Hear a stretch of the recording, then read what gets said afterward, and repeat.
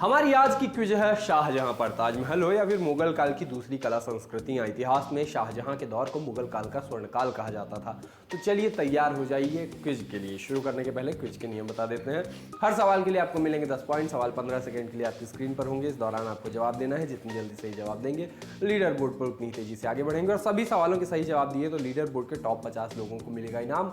बाकी नियम और शर्तें आप क्विज के FAQ सेक्शन में देख सकते हैं। तो चलिए शुरू करते हैं आज की क्विज। पहला सवाल, इनमें से किस इमारत का निर्माण शाहजहां ने नहीं करवाया था? मुगल काल में बहुत सारी इमारतें बनी, कई अपने आप में अद्भुत हैं, अजूबा हैं। दिए ऑप्शन में 3 शाहजहां के समय की हैं, एक अलग है, उसको बताना है आपको। सही जवाब बुलंद दरवाजा। बुलंद दरवाजा फतेहपुर सीकरी में है। इसका निर्माण अकबर ने करवाया था। ये दुनिया का सबसे ऊंचा और विशाल दरवाजा माना जाता है। इसके अलावा दिल्ली की जामा मस्जिद, लाल किला और आगरा में स्थित मोती मस्जिद तीनों शाहजहां द्वारा बनवाई गई इमारतें हैं जो काफी विशाल हैं और काफी चर्चित हैं। दूसरा सवाल, उपनिषदों का फारसी में अनुवाद किसने किया था? वैसे तो मुगलों के दरबार में विद्वानों और कवियों का काफी सम्मान बताया जाता है। बहुत सारी किताबों के अनुवाद कराए गए थे। उपनिषदों का अनुवाद किसने किया था ये बताइए। सही जवाब दारा शिकोह ने। शाहजहां के शासनकाल में दारा शिकोह ने उपनिषदों का अनुवाद फारसी भाषा में किया। इसे सिर-ए-अकबर शीर्षक दिया गया। दारा शिकोह को लेनपूल ने लघु अकबर कहा तो शाहजहां ने दारा को शाह बुलंद इकबाल की उपाधि प्रदान की थी। तीसरा सवाल, ईरान के शाह और मुगल शासकों के बीच झगड़े की मुख्य वजह क्या थी? अफगानिस्तान में पड़ता है। काबुल की सुरक्षा के लिए मुगल कब्जा करना चाहते थे उस पर। हुमायूं और बाबर भी इसके लिए लड़े थे और एक दो बार जीते भी थे। फिर शाहजहां, औरंगजेब आदि ने भी इसके लिए लड़ाई की लेकिन कभी जीते नहीं। सही जवाब कंधार। कंधार को अपने कब्जे में रखना मुगलों और ईरान के शाह दोनों के लिए सम्मान का विषय बन गया था। दोनों के द्वारा कंधार को अपने हाथों में रखने के लिए कई तरह की साम्राज्यवादी योजनाएं चलाई जाती थी। चौथा सवाल, बनारस और इलाहाबाद के तीर्थ यात्रा कर की समाप्ति के लिए किसने शाहजहां के सामने बनारस के पंडितों का नेतृत्व किया था? काफी विद्वान थे। शाहजहां ने इनके निवेदन पर तीर्थ यात्रा कर समाप्त किया था। याद करिए उनका नाम।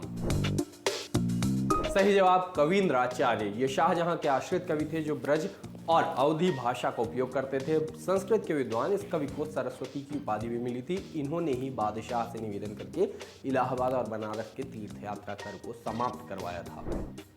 पांचवा सवाल, इनमें से कौन शाहजहां के शासनकाल में राज्य कवि था? बहुत सारे कवि थे शाहजहां की सभा में, लेकिन आपको बताना है उस राज्य कवि का नाम जो ईरानी फारसी पद्य शैली का उपयोग करते थे। याद करिए कौन थे वो।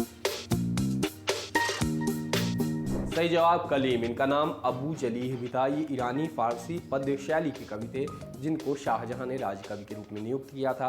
कलीम के अलावा फारसी कवियों में सईदाई गिलानी, कुदसी, मीर मोहम्मद काशी, सायब सलीम आदि कई कवि थे। छठवां सवाल, मुमताज महल का असली नाम क्या था? बहुत फेमस नाम है मुमताज महल, लेकिन उनका असली नाम फेमस नहीं है। कम लोगों को याद होगा। जिसको याद होगा उसने की है असली पढ़ाई। सही जवाब अर्जुमंद बानो बेगम। ये आसफ खान की बेटी थीं जिनका विवाह मुगल बादशाह जहांगीर के बेटे खुर्रम के साथ हुआ था जो बाद में बादशाह शाहजहां कहलाई। अर्जुमंद बानो बेगम भी बाद में मुमताज महल के नाम से जानी गई। सातवां सवाल, किस इतिहासकार ने शाहजहां के शासनकाल को मुगल काल का स्वर्ण युग कहा है? ऐसे कई इतिहासकार जिन्होंने स्वर्ण युग माना इस काल को, लेकिन ऐसे भी बहुत हैं जो इस बात को स्वीकार नहीं करते। इन ऑप्शंस में कौन है जो ऐसा मानता है ये बताना है। सही जवाब A.L. Srivastava. Doctor A.L. Srivastava ने अपनी किताब मुगलकालीन भारत में लिखा है कि शाहजहां का शासनकाल भारत के मध्ययुगीन इतिहास में स्वर्ण युग के नाम से प्रसिद्ध है। ये बात अलग है कि इसे वास्तुकला की दृष्टि से सही नहीं माना जा सकता। वहीं इतिहासकार J.N. सरकार और V.A. स्मिथ इस काल को स्वर्ण युग नहीं मानते हैं। आठवां सवाल, कोहिनूर का हीरा शाहजहां को किसने उपहार में दिया था? ये तो आज भी जिंदा है। किसी के पास से मुगलों को मिला, फिर कहीं और गया, चोरी भी हुई, अंग्रेजों के पास पहुंच गया था। याद करिए कुछ। सही जवाब मीर जुमला। ये हीरे का व्यापारी था जो गोलकुंडा के सुल्तान अब्दुल्ला कुतुब शाह की सेवा में वजीर बना। शाहजहां ने भी इसे मनसब देना शुरू किया तो गोलकुंडा का सुल्तान नाराज होकर इसकी संपत्ति जब्त कर ले गया। इससे शाहजहां नाराज हुए और औरंगजेब को युद्ध के लिए भेजा, जिससे डरकर फिर सुल्तान ने समझौता किया। शाहजहां ने मीर जुमला को आगरा बुला लिया। उसी समय मीर जुमला ने शाहजहां को कोहिनूर उपहार में भेंट किया था, जिसे संसार का सबसे महंगा और सुंदर हीरा माना गया है। 9वां सवाल, इनमें से कौन शाहजहां के समय अधिकांश समय तक दक्कन का गवर्नर रहा? बड़ा नाम है, बहुत लोग बता लेंगे सही उत्तर, थोड़ा भी पढ़ा है तो याद करिए। हिंट दें, यही बाद में बादशाह बना। अब किसी का भी गलत नहीं होना चाहिए।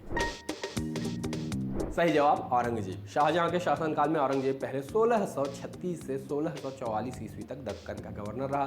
1652 ईस्वी में उसको फिर से इस पद पर नियुक्त किया गया था, जिस पर वो बादशाह बनने तक रहा।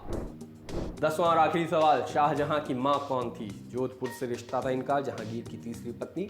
अब याद आ जाना चाहिए, अगर पढ़ाई की है तो याद करिए, जहांगीर की किस पत्नी का बेटा बादशाह बना था?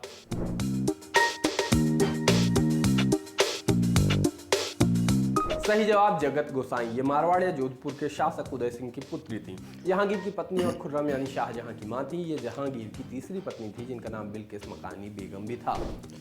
तो ये थी हमारी आज की क्विज। आपका काफी कुछ रिवीजन हुआ होगा, कई लोगों को नई जानकारियां भी मिली होंगी, और जिनको सब पता था उनके लिए है इनाम। थोड़ी देर में स्क्रीन बोर्ड पर आएगा, थोड़ी देर में स्क्रीन पर एक लीडर बोर्ड आएगा, जिसने जितनी जल्दी दिए हैं जवाब, सारे सही जवाब दिए हैं, तो बस जाएं अपना इनाम चेक कर ले। बाकी ऐसे ही और क्विज खेलने के लिए जुड़े रहिए ललन टॉप ऐप पर।